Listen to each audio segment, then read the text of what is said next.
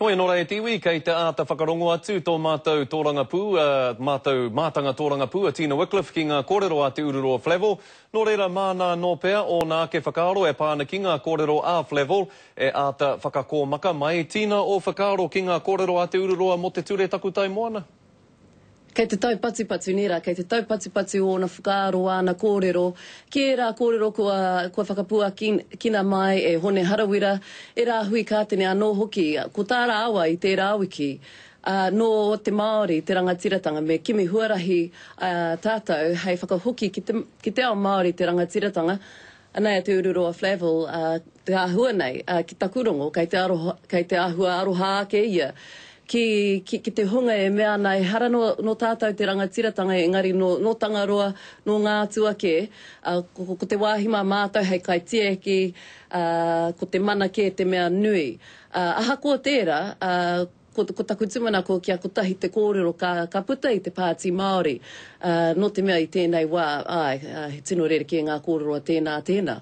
Tino tika tau, Tina, me ngā tau kume o te wā e pāna ki te patu tohora, e whakamāma ana te kāwanatanga i tana tū e pāna ki tērā take? Kua whakangoi koretia te kāwanatanga o Aotearoa i te tū o Aotearoa. Nā te mea e mea ana te kāwanatanga e tautoko ana rātou ki haere tonu ngā mahi patu tohora a Norway, a Hapani, engari me heke haere te maha o ngā tohora ka patua e au a whenua. Mo te aha, hei mahi moni mā rātou. O tira, he whakaroa no tō te rōpū reipa, ana e Phil Goff. Well, even to get to a middle ground, you need people to state the case for why there should be no commercial whaling. That's the role that New Zealand has played. Now it seems that the government's speaking for Japan rather than for the people of New Zealand.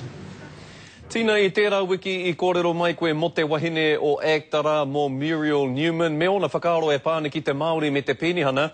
He kōrero anō ko puta i aia e hāngai tonu ana ki ngā tāne Māori. Kei te haere tonu ana pahu kōrero, ana kōrero pahu. Hei tāna ko ngā tāne Māori te pūtake o ngā raru, o ngā haki katoa i te ao Māori. Nā te mea, ko heke haere ngā mārenatanga.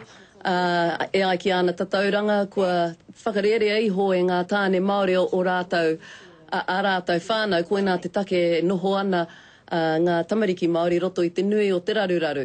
Engari, kārea mo te maumau taima, i runga i aia, kārea mo te maumau hā, o tira he tika kia mohi o tātou te ao Māori, koia tētahi o ngā kai, whakarite kaupapa mo te Rōpū Act. Nō reira, kia kaua tātou ohorere ki o rātou kaupapa tāmi i te ao Māori, Scotty. Tēnā rawa tura koe, Tina, ngā mihi ki a koe.